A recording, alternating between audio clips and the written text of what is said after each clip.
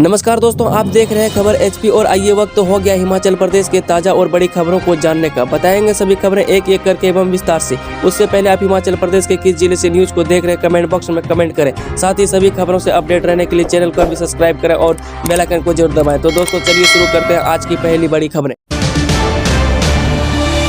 प्रवक्ताओं के 530 पदों को भरने की मंजूरी, ओपीएस होगी लागू, जाने बड़े फैसले।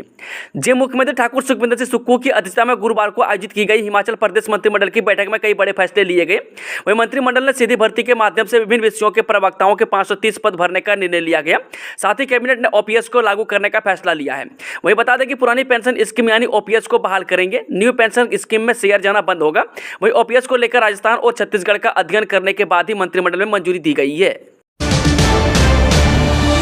सीएम सुक्खू बोले 7,000 विधवा और एकल नारियों को घर बनाने के लिए मिलेंगे 1.5 लाख रुपये। जो हिमाचल प्रदेश में 7,000 विधवा और एकल नारियों को घर बनाने के लिए 1.5 लाख रुपये दिए जाएंगे। 2 लाख से कम वार्षिक आय वाली महिलाओं के लिए जल्द ही मुख्यमंत्री विधवा एवं एकल नारी आवास योजना शुरू होने जा रही है। बता दें कि महिला एवं बाल विकास विभाग के माध्यम से सुक्खू सरकार वित्तीय सहायता देगी। वहीं मुख्यमंत्री सुखविंदर सुक्खू ने बताया कि राज्य सरकार की इस पहल से ऐसी महिलाओं को संबल मिलेगा जो आर्थिक तंगी के कारण अपने आवास का निर्माण करवाने में असमर्थ हैं। इस योजना की मदद से ये महिलाएं अब अपना घर बनाने में सक्षम होंगी। इससे न केवल महिलाओं को रहने के लिए एक सुरक्षित स्थान उपलब्ध होगा, अपितु इससे महिलाओं में स्वामित्व और सशक्तिकरण की भावना भी सुदृढ़ होगी। सीएम सुखविंदर सिंह सुक्खू बोले विभागों में किसी भी आउटसोर्स कर्मी को नहीं निकाला। जिन स्वास्थ्य विभाग में आउटसोर्स के तहत रखे गए किसी भी कर्मचारी को काम से नहीं निकाला गया है। वही विभागों में काम करने वाले ये आउटसोर्स कर्मी पहले की तरह आकर अपना काम शुरू करें। वही मुख्यमंत्री सुखविंदर सुक्खू ने सचिवालय में हिमाचल प्रदेश स्वास्थ्य आउटसोर्स कर्मचारी यूनियन से मुलाकात के बाद यह बात कही। यूनियन के अध्यक्ष कमलजीत डोगरा ने इस बात की पुष्टि की है। वही आईजीएमसी और डीडीयू समेत पूरे प्रदेश में 1891 कर्मचारी सेवाएं देते हैं। इनमें staff nurse, data entry operator, चतुर्श्रेणी कर्मचारी के अलावा अन्य श्रेणी के कर्मी शामिल हैं। बता दें कि 31 मार्च को इनका अनुबंध खत्म होने के बाद कुछ जगहों पर कर्मचारियों ने काम छोड़ दिया या फिर कुछ को निकाल दिया गया। डीसीजीआई ने हिमाचल की 10 दवा कंपनियों के उत्पादन पर लगाई रोक, जाने पूरा मामला। निम्न स्तर की दवाओं के निर्माण पर drug control general of India ने 18 फर्मा कंपनियों के लाइसेंस निलंबित कर दिए हैं। इनमें हिमाचल की 10 कंपनियां भी शामिल हैं। वहीं हिमाचल में डीसीजीआई और ड्रग विभाग ने संयुक्त रूप से 33 कंपनियों में रिस्क से बेस्ट निरीक्षण किया था। वही जानकारी के अनुसार आपको बता दें कि डीसीजीआई ने कुल 20 राज्यों की 76 कंपनियों का निरीक्षण किया। वहीं इनमें हिमाचल की 33, उत्तराखंड की 45 और मध्य प्रदेश की 33 कंपनियां शामिल है। 75 वर्ष बाद पहली बार हिमाचल दिवस पर काजा में मनाया जाएगा राज्य स्तरीय कार्यक्रम। राज्य के गठन के 75 वर्ष बाद काजा में राज्य स्तरीय हिमाचल दिवस कार्यक्रम पहली बार होने जा रहा है। वही वर्तमान सरकार के कार्यकाल में पहला राज्य प्रदेश स्तरीय हिमाचल दिवस कार्यक्रम स्पीति स्थित काजा में 15 अप्रैल को आयोजित करने का निर्णय लिया गया है। वही बता दें कि सुखविंदर सिंह सुक्खू ने कहा कि जनजातीय क्षेत्रों के लोग हर त्योहार, उत्सव और राष्ट्रीय महत्व के कार्यक्रमों को नई उमंग से मनाते हैं। शराब की सप्लाई के लिए हिमाचल में सख्त नियम लागू, रुकेगी तस्करी। हिमाचल प्रदेश में शराब की सप्लाई के लिए सख्त नियम लागू हो गए हैं। वह सीसीटीवी कैमरे नहीं लगाने वाली शराब फैक्ट्रियों को 15 अप्रैल से सप्लाई परमिट नहीं मिलेंगे। वह कैमरे नहीं लगाने वाली शराब फैक्ट्रियों प्रदेश में शराब बोतलें की सप्लाई नहीं कर सकेंगी। वह तस्करी रोकने के लिए कर एवं आबकारी विभाग ने प्रदेश में ट्रैक एंड ट्रेस सिस्टम लागू कर दिया है। बता दें कि शराब की सप्लाई करने के लिए जीपीएस युक्त वाहनों का प्रयोग अनिवार्य कर दिया गया है। वही ट्रैक एंड ट्रेस सिस्टम के लिए यूरोप और कोरिया के आधुनिक उपकरणों की खरीद की गई है। वही नई व्यवस्था के तहत सूबे के शराब कारखानों से लेकर स्टोर, ठेकों तक सीसीटीवी कैमरे लगाए गए हैं। बता दें कि बोतलों पर लगे बार कोड को स्कैन कर अब कोई भी शराब की गुणवत्ता को जांच सकेगा। इस व्यवस्था के लागू होते ही नकली शराब का धंधा बंद होने का दावा किया गया है। हिमाचल में एक और कोरोना संक्रमित की मौत, 440 नए पॉजिटिव मरीज। हिमाचल प्रदेश की राजधानी शिमला में गुरुवार को 43 वर्षीय कोरोना पॉजिटिव व्यक्ति की मौत हुई है, जबकि प्रदेश भर में 440 नए लोगों में कोरोना की पुष्टि हुई है। वहीं बता दें कि प्रदेश में सक्रिय मरीजों का आंकड़ा 2145 पहुंच गया है। वहीं गुरुवार को स्वास्थ्य विभाग ने प्रदेश के अस्पतालों में 4958 लोगों के सैंपल लिए थे। उनमें से 34 कोरोना मरीज अभी भी अस्पताल में भर्ती है, जबकि 220 लोग ठीक हुए हैं। इंडिगो के जहाज में आई तकनीकी खराबी, गगल से नहीं उड़ पाया दिल्ली के लिए। दिल्ली के लिए कांगड़ा स्थित गगल एयरपोर्ट से गुरुवार सुबह इंडिगो की फ्लाइट नहीं हो सकी। वही विमान में तकनीकी खराबी आने के कारण यह उड़ान रद्द करनी पड़ी।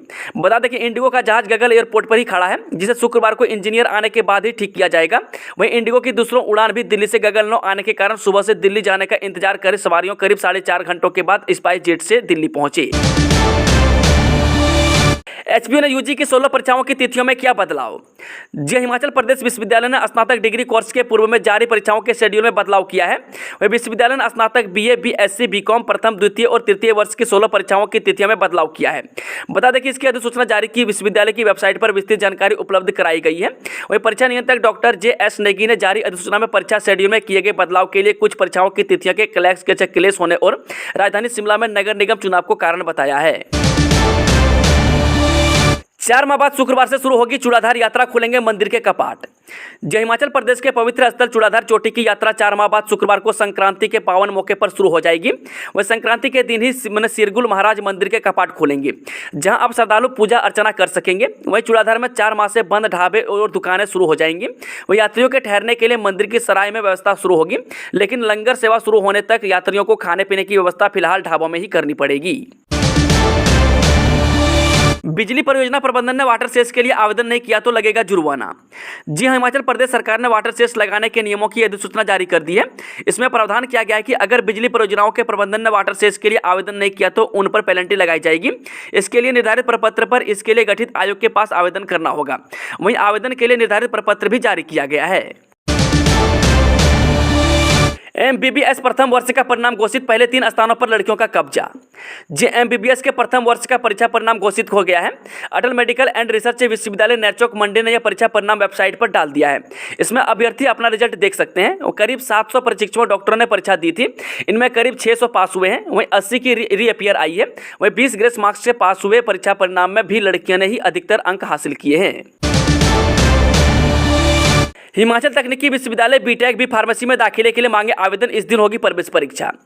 जय हिमाचल प्रदेश तकनीकी विश्वविद्यालय हमीरपुर ने बीटेक, BH, MCA, MBA में दाखिले लेने के लिए आवेदन मांगे हैं। इन विषयों में प्रवेश लेने के लिए विद्यार्थियों को Himachal Pradesh common entrance test यानी कि HPCET देना होगा। इसके लिए विद्यार्थी 23 अप्रैल तक ऑनलाइन आवेदन कर सकते हैं। वही तकनीकी विश्वविद्यालय की प्रवेश परीक्षा 14 मई को होगी। वही विश्वविद्यालय BTech, B pharmacy, MCA, MBA, MBA में प्रवेश के लिए सामान्य प्रवेश परीक्षा आयोजित करता है।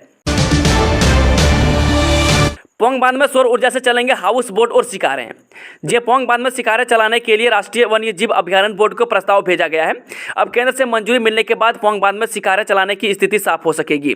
वह जानकारी के अनुसार आपको बता दें कि जिला कांगड़ा को पर्यटन राजधानी के तौर पर विकसित करने के मद्देनजर जिला में पर्यटन सहित साहसिक गतिविधियों पर बल दिया जा रहा है। इसी कड़ी में पोंग बांध में शिकारें सहित हाउस बोट चलाने के लिए प्रदेश सरकार ने योजना बनाई है। ऐसे में वन्य जीव प्राणी विभाग की ओर से पोंग बांध में शिकारें चलाने के लिए राष्ट्रीय वन्य प्राणी अभ्यारण्य बोर्ड को प्रस्ताव भेजा गया है। बिना पंजीकरण रूटों पर नहीं चल पा रही नई BS6 बसें। JHRTC की 150 नई BS6 बसें पंजीकरण न होने के कारण रूटों पर नहीं चल पा रही है। वही BLTD युक्त पैनिक बटन क्रियाशील न होने के कारण परिवहन विभाग इन बसों का पंजीकरण नहीं कर रहा है।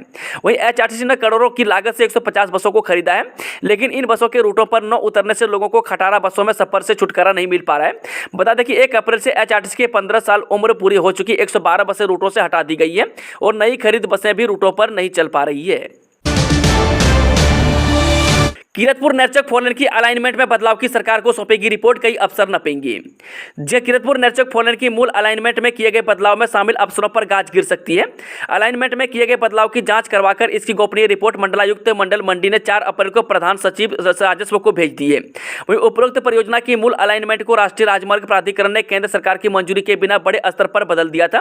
वहीं पर्यावरण मंत्रालय फोरलेन विस्थापित एवं प्रभावित समिति के शिकायत पत्र को लगातार सुनवाई करते हुए राज्य सरकार से रिपोर्ट मांग रहा था, लेकिन राज्य सरकार मंत्रालय को कोई सहयोग नहीं कर रही थी, जिस पर मंत्रालय ने 2020 में 1818 करोड़ की परियोजना को तुरंत प्रभाव से बंद कर दिया था।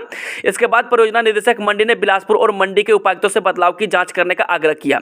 बता दें कि मात्र 2 हफ्तों में दोनों उपायुक्तों की अध्यक्षता में बनी कमेटियों ने रिपोर्ट सरकार को भेजी।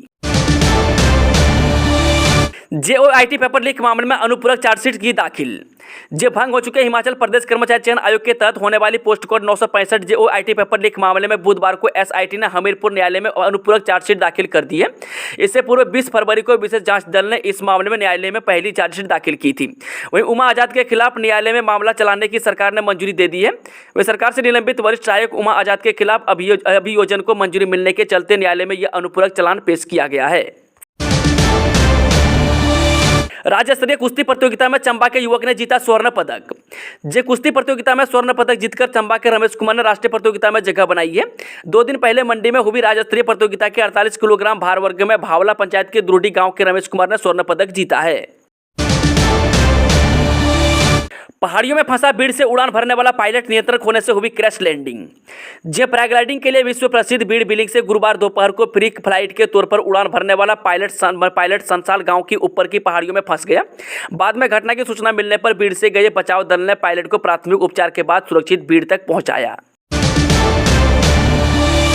भारत सरकार का बड़ा फैसला, अब होटल मैनेजमेंट में बीएससी करने के लिए कोई एज लिमिट नहीं। जी हां, भारत सरकार ने बड़ा फैसला लिया है। अब होटल मैनेजमेंट संस्थानों में बीएससी करने के लिए कोई आयु सीमा नहीं होगी, यानी अब किसी भी आयु में आप होटल मैनेजमेंट में बीएससी कर सकते हैं। बता दें कि अभ्यर्थी मात्र +2 पास होना चाहिए। पहले सामान्य श्रेणी वालों की आयु 25 जबकि रिजर्व कैटेगरी के लिए 28 साल रखी गई थी।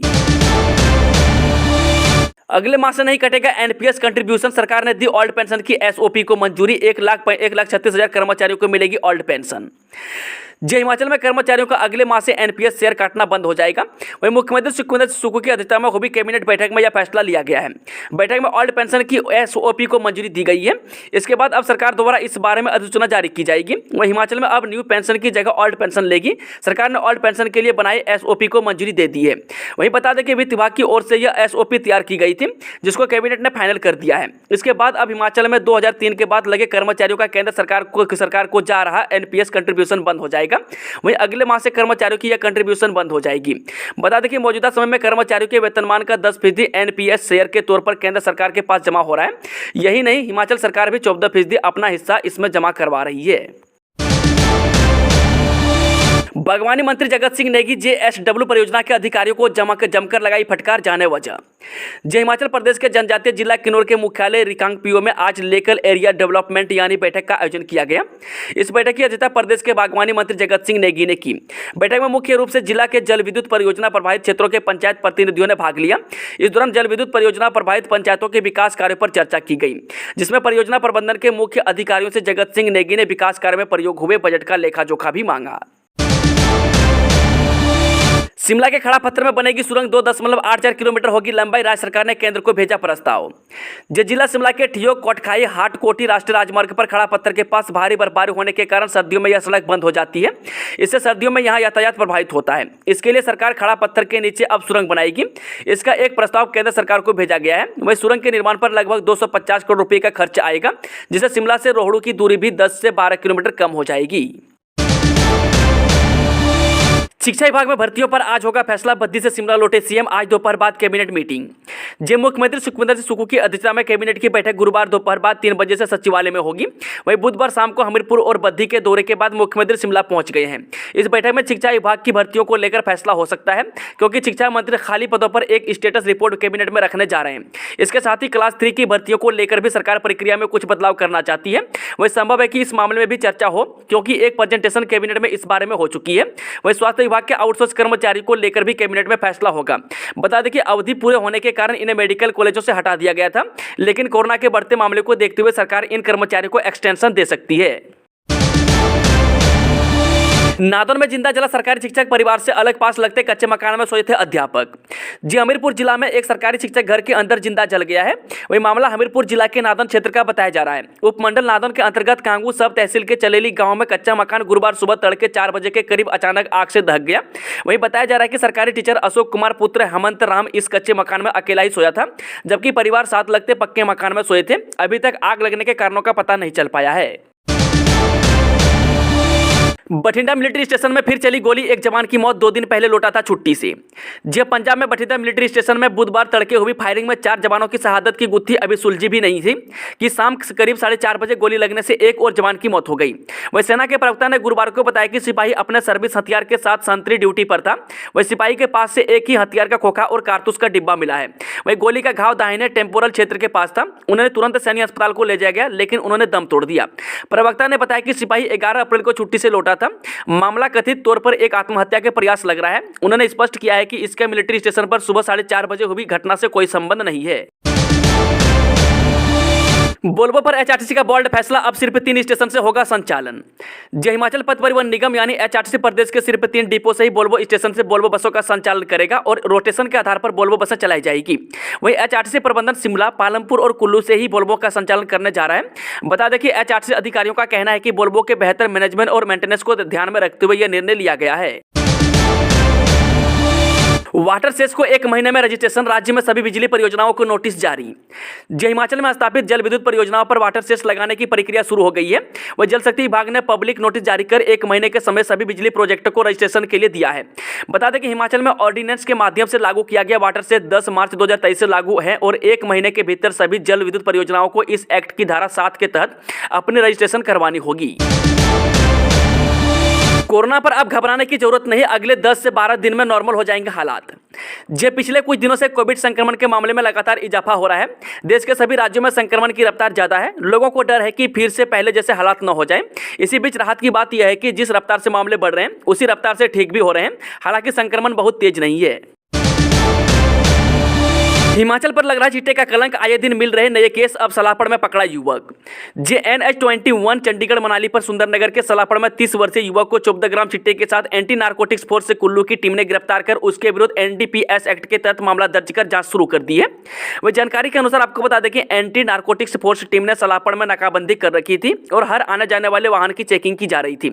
इसी दौरान चंडीगढ़ ट्रांसपोर्ट की चंडीगढ़ मनाली रूट की बस को जांच के लिए रोका तो उसमें सवार 30 वर्षीय रिंकू तमांग गांव सरवरी डाकघर ढालपुर तहसील सदर जिला कुल्लू से 14 ग्राम चिट्टा बरामद हुआ। 100 मेगावाट के प्रोजेक्ट को 150 आवेदन, 250 किलोवाट से 5 मेगावाट तक की प्रक्रिया पूरी। जी हिमाचल में सौर ऊर्जा के 100 मेगावाट प्रोजेक्ट के लिए 150 आवेदन पहुंच गए हैं। इन आवेदनों की छटनी प्रक्रिया पूरी कर ली गई है और अब राज्य सरकार को अंतिम मंजूरी के लिए इन्हें प्रस्तावित किया गया है। वहीं राज्य सरकार को सब्सिडी पर फैसला करना है और इसके बाद प्रदेश भर में सौर ऊर्जा के प्रोजेक्ट धरातल पर नजर आएंगे। बता दें कि हिम ऊर्जा विभाग ने इन प्रोजेक्ट को शुरू करने के लिए ऑनलाइन आवेदन मांगे थे। यह प्रक्रिया बजट से पहले मार्च माह में शुरू हो गई थी। वहीं राज्य सरकार ने ग्रीन बजट में सौर ऊर्जा प्रोजेक्ट के लिए अतिरिक्त बजट का प्रावधान किया है और इसके साथ ही प्रोजेक्ट निर्माण के लिए युवाओं को सब्सिडी देने की भी बात विभाग ने कही है। खालिस्तान समर्थक अमृतपाल सिंह को शरण देने के आरोप में 2 भाई गिरफ्तार। जे पंजाब में होशियारपुर जिला पुलिस ने वारिस पंजाब देश संगठन के प्रमुख कट्टरपंथी अमृतपाल सिंह को शरण देने के आरोप में 2 सगे भाइयों को गिरफ्तार किया है, जिन्होंने गुरुवार को स्थानीय अदालत में पेश किया जाएगा। अमृतपाल 18 मार्च से फरार है और तभी से पंजाब पुलिस ने उसके और उसके सहयोगियों के खिलाफ कार्रवाई शुरू की है। वहीं पुलिस सूत्रों के अनुसार गिरफ्तार व्यक्तियों की पहचान राजपुर भुइयां निवासी गुरदीप सिंह और कुलदीप सिंह के रूप में हुई है। होशियारपुर में बड़ा हादसा, बैसाखी मनाने जा रहे श्रद्धालुओं को ट्रक ने कुचला, 7 की मौत, 10 घायल। जब पंजाब के होशियारपुर में बड़ा हादसा पेश आया है। यहाँ गुरुवार सुबह रविदास महाराज जी श्री खुरालगढ़ साहिब के चरण छोए गंगा के पास एक बेकाबू ट्रक ने बैसाखी मनाने जा रहे श्रद्धालुओं को रौंद दिया। इस हादसे में 7 श्रद्धालुओं की मौत हो गई जबकि 10 अन्य घायल हुए हैं। वहीं घायलों को इलाज के लिए अस्पताल में भर्ती करवाया गया है। हादसे की पुष्टि करते हुए पुलिस अधीक्षक दलजीत सिंह खाक ने बताया कि मृतकों की पहचान राहुल, सुदेश पाल, संतोष, अंगूरी, कुंती, गीता और रमो के रूप में हुई है। वहीं मरने वाले में ज्यादातर उत्तर प्रदेश के मुजफ्फरनगर जिले में मस्तान खेड़ा के रहने वाले हैं। इस समय यह सभी नाभा में काम करते थे। वहीं घायलों को सिविल अस्पताल में भर्ती कराया गया है, जहां से 5 लोगों को गंभीर हालत में PGI चंडीगढ़ भेज दिया गया है। 20 अप्रैल को लगेगा सूर्य ग्रहण, सुबह 7:04 से बाद दोपहर 12:29 तक रहेगा ग्रहण काल। जो वर्ष 2023 का पहला सूर्य ग्रहण 20 अप्रैल 2023 को लगने जा रहा है। यह सूर्य ग्रहण बेहद महत्वपूर्ण रहने वाला है। वहीं सुबह 7:04 से बाद दोपहर 12:29 तक ग्रहण काल रहेगा। इस सूर्य ग्रहण के दौरान सूर्य मेष राशि में विराजमान होंगे और गुरु मेष राशि में आकर सूर्य के साथ युति करेंगे। युति के दिन के बैसाखी अमावस्या भी होगी। वही अंतर्राष्ट्रीय स्तर पर ज्योतिष क्षेत्र में ख्याति प्राप्त ज्वाली के ज्योतिष पंडित विपिन शर्मा ने बताया कि इस बार एक ही दिन में 3 सूर्य ग्रहण भी दिखेंगे, जिसे वैज्ञानिकों ने हाइब्रिड सूर्य ग्रहण का नाम दिया है। यह 100 साल में एक बार ही होता है। वही हाइब्रिड सूर्य ग्रहण आंशिक, पूर्ण और कुंडलाकार सूर्य ग्रहण का मिश्रण है। एनकाउंटर में मारा गया डॉन अतीक अहमद का बेटा असद, सहयोगी गुलाम भी मुठभेड़ में ढेर। जे उमेश पाल हत्याकांड में फरार चल रहे अतीक अहमद के बेटे असद अहमद और उसके सहयोगी गुलाम को यूपी STF ने एनकाउंटर में मार गिराया है। इन दोनों का एनकाउंटर झांसी में हुआ है। इनके ऊपर 5 लाख रुपए का इनाम रखा गया था। बताया जा रहा है कि इन दोनों के कब्जे से विदेशी हथियार भी बरामद हुए हैं। वहीं STF ने बताया कि जब इन दोनों की घेराबंदी की गई तो उन्होंने फायरिंग शुरू कर दी। वहीं जवाबी कार्रवाई में दोनों भगोड़े मारे गए। वहीं बता दें कि STF ने बताया कि हमारी टीम इन लोगों के पीछे 1.5 महीने से जुटी थी।